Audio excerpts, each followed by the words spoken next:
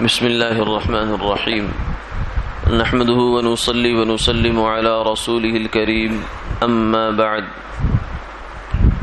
عن أبي ذر رضي الله تعالى عنه قال قال رسول الله صلى الله عليه وسلم: اتق الله حيثما كنت واتبع السيئة الحسنة تمحها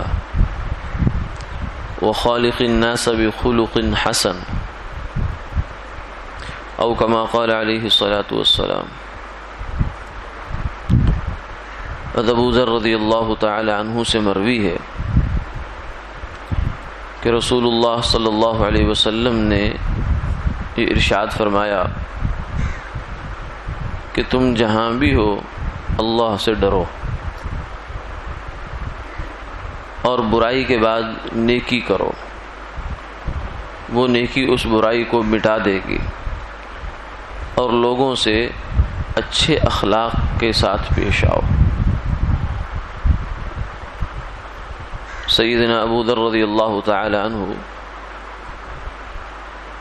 درویش صحابی ہیں، آپ صلی اللہ علیہ وسلم کو ان سے بہت پیار تھا، بہت ساری نصیحتیں آپ نے ان کو فرمائی، اور اس میں عجیب رنگ ہے، جن میں سے ایک نصیحت جو ہے وہ آج کی حدیث کے اندر ہم نے پڑھی۔ پہلی بات یہ فرمائی کہ جہاں بھی ہو، جس حال میں ہو، چاہے گھر میں ہو، چاہے دکان میں ہو، بازار میں ہو، مسجد میں ہو، ممبر پر ہو، محراب پہ ہو، جہاں بھی ہو انسان، اسے چاہیے کہ وہ وہاں اللہ سے ڈرے۔ اور دوسری چیز یہ فرمائی کہ بتقاضۂ بشریت انسان ہے، بشر ہیں، کمزور ہیں، نفس اور شیطان ساتھ لگے ہوئے ہیں، انسان سے غلطی ہو جاتی ہے، گناہ ہو جاتا ہے۔ تو اب اس گناہ کا مطلب یہ نہیں ہے کہ آدمی گناہ میں ہی پڑا رہے۔ جیسے کیچڑ میں انسان کا پاؤں پھسلا، وہ گر گیا، تو یہ مطلب نہیں کہ اب سارا دن وہ کیچڑ میں پڑا رہے گا، نہیں، بلکہ وہ فوراً وہاں سے اٹھے گا، اور اٹھ کر جائے گا، جا کر اپنے کپڑوں کو دھوئے گا، پانی سے دھوئے گا، اور اس داغ تک کو مٹانے کی کوشش کرے گا۔ ایسے ہی انسان پھسل جاتا ہے، اس کا قدم ڈگمگا جاتا ہے، وہ برائی میں، گناہ میں گر پڑتا ہے، لیکن اس کے ایمان کا تقاضا یہ ہے کہ وہ وہاں سے فوراً نکلنے کی کوشش کرے۔ اب یہ جو نکلنا ہے، اور اس کا یہ جو دل کا احساس ہے کہ میرے سے کیا ہو گیا، میں کیوں گر گیا یہاں، یہی ندامت ہے، یہی توبہ ہے۔ لیکن اس کے ساتھ ساتھ فرمایا کہ ایک تریاق بھی ہے۔ تریاق یہ ہے کہ جیسے پانی کو اللہ نے تمہارے کپڑوں کی، تمہارے بدن کی صفائی کا ذریعہ بنایا، کیچڑ لگ گیا، اب پانی استعمال کرو تو کپڑے صاف ہو جائیں گے، وہی پہلی سی حالت ہو جائے گی۔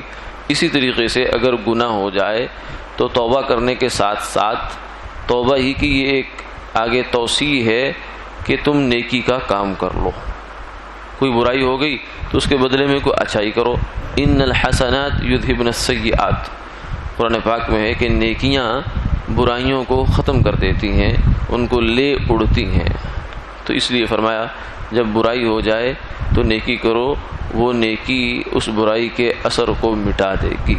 یعنی پہلے توبہ کرو، توبہ کے بعد اس کا جو مرہم ہے وہ بھی اس پر رکھو نیکی کا۔ تیسری چیز یہ فرمائی وخالق الناس بخلق حسن، لوگوں کے ساتھ درست مزاجی سے، برے الفاظ سے، برے تاثرات سے، برے چہرے کے ساتھ پیش نہ آؤ، بلکہ اچھے اخلاق کے ساتھ، خندہ پیشانی کے ساتھ، میٹھے بولوں کے ساتھ۔ یہ بہت وزنی چیز ہے۔ قیامت والے دن نامہ اعمال میں سب سے زیادہ وزن جس چیز کا ہوگا وہ اچھے اخلاق ہوں گے۔ اللہ تعالیٰ عمل کی توفیق عطا فرمائے۔